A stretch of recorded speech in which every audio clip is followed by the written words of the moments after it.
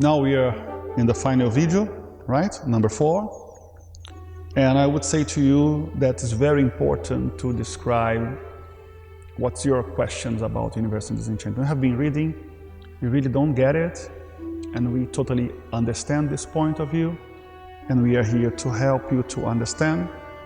And I will split many videos. This is the first one of this group of 4 videos, right? That will talk about F.A.Q, like frequently asked questions.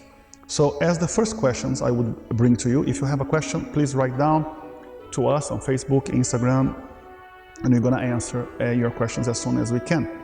First one is a definition about sect, doctrine, and religion. We have a special video talking about this, but it's very important to understand that many people consider the universal disenchantment as religion.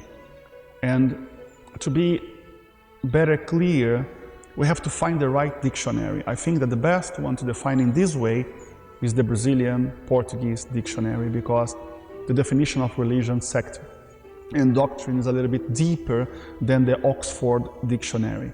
It's a little bit more, I would say, has more details about what it is.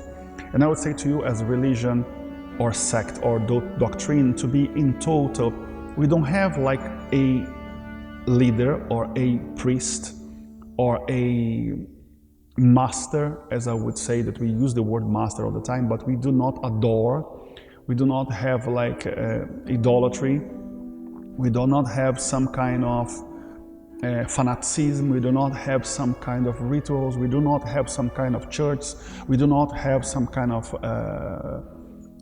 spiritual centers, we do not get praise, we do not get candles, we do not get any type of rituals. We don't use drums, we don't use drinks to drink during ceremonies. By the way, we don't have ceremonies, so it's I guess it's quite hard to define as a religion. I understand you don't get it, it's talking about God, yes, it's talking about God, and what is not talking about God. So many religions are talking about God, so maybe this is one more.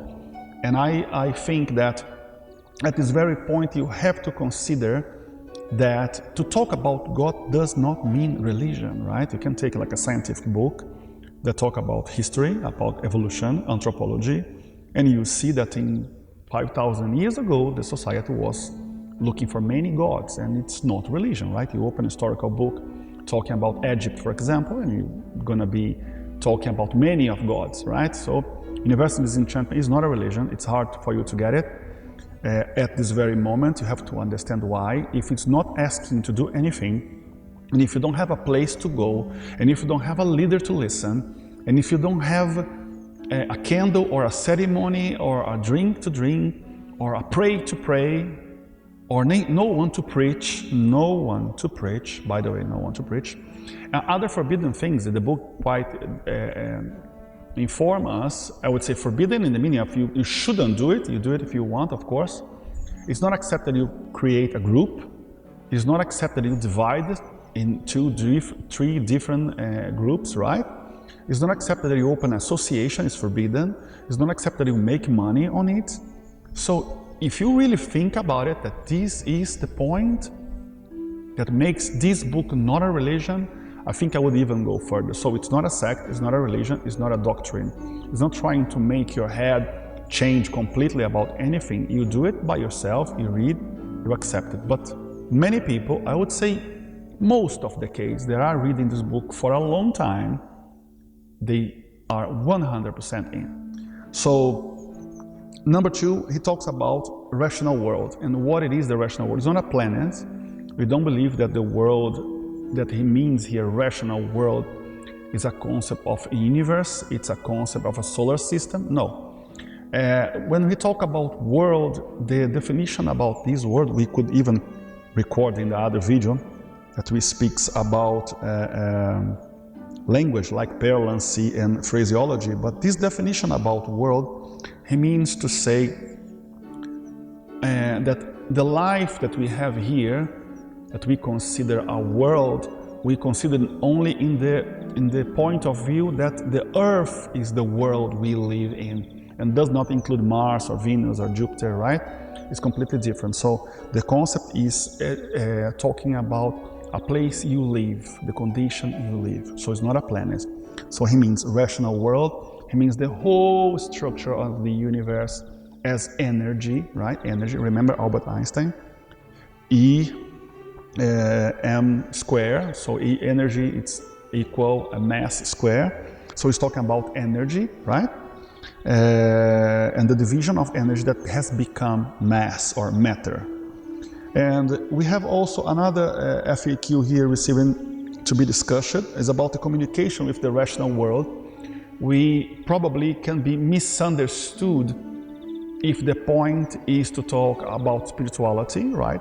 If you are from the lines of this doctrine about the spiritism, or you are connected somehow to the Afro cultures, African cultures, which is like, I would say, like in Brazil, you can see candomblé, right? It's the tributes or offers to orishas, to guides, spiritual guides. We are not following this condition at all. So when we talk about communication, it's a natural procedure, right? So we talk here about how many people has already developed the reasoning today, and I would consider that it's a great question, but you have to understand what is behind this question. Develop of the reasoning is something natural that you would do it by yourself, and it's also private. We do not share this information with others, and there is a lot of meanings to talk about it. And the first way to understand is respect, because when you have some kind of evolution, we don't want to humiliate or hurt or to feel higher or better than anyone else. So if you're focused on about simplicity, to be humble, we do not talk about it. Because imagine in your case, you are studying the book today and you have been spending about 1 year studying, and you push yourself so hard and you dedicate yourself to change yourself so hard, and you suddenly get, I would say, in almost the maximum point that you could reach in advance of other people that are reading for 10 years. So imagine how it would be hard for you to tell them, look, I'm reading this book for 1 year and I'm already knowing absolutely everything, and my life has changed so much.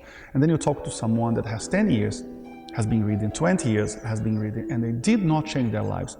They did not change their behavior, and they feel humiliated, right? Because it's so much more time, and they would say, oh, it's not fair. I'm studying for 20 years, this guy is just 1 year, and he's already so developed, and his life changed so much. So in the matter of respect, this is the first rule. The second rule, because you don't want to use this information to be misguided or to be used in the hands of, I would say, mean people, greedy people that wants to take advantage on this and lie to you and get your money or get something from you, or to be adored or to be admired by you. So we do not believe in these people. So if someone says this to you, there's a special book saying that it is absolutely forbidden for you to share this information with someone else, right? Of course, you're going to find someone to talk about it, someone in the same level as you, someone that would understand your visions, your sensibility about life. But I would say to you, do not share this information with anyone. Keep to yourself, and you're going to with some time to understand that how it is important to respect people and to respect yourself, keeping this information as private. And as the Rational Superior says in these books, it's a private issue, it's a private connection, it's a private communication. You don't have to share with anyone. And by the way, students doesn't give messages to anyone. If someone is giving messages to you, it's against the universal disenchantment, because the connection with the rational world, as the book says, it's private. It means between you and the author, no one else. There is no connections in the middle. So it means that if I, in this example, get to know everything from everyone, I don't go around and go talking about this. I keep this to myself. Okay, so we finished today our time here with the F.A.Q, and I hope you enjoyed. If you have questions, send to us. Thank you. Bye.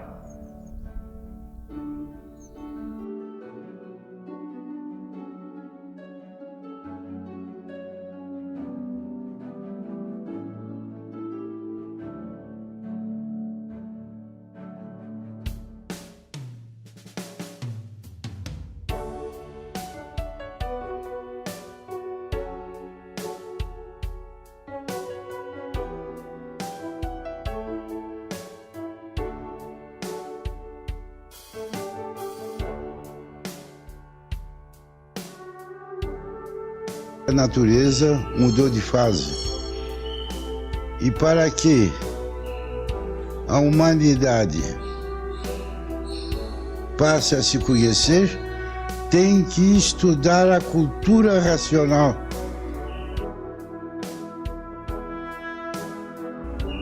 Para poder voltar ao seu estado natural, que é de energia eterna, com o seu progresso de pureza, porque são energias puras, limpas e perfeitas.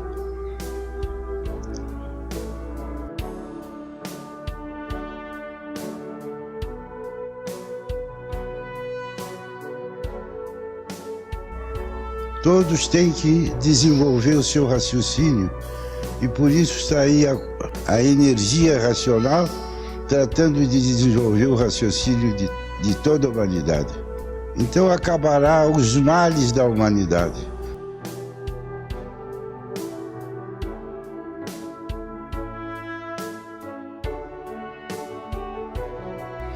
Para terminar os males da humanidade, a pessoa tem que raciocinar, porque o raciocínio une e o pensamento divide.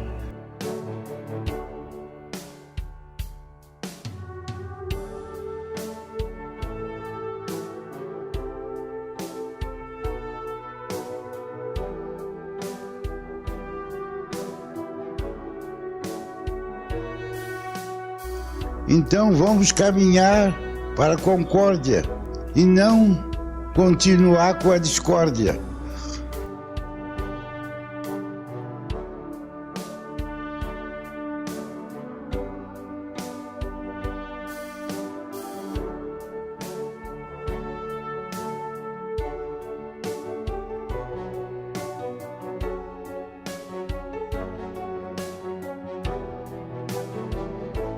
Salve.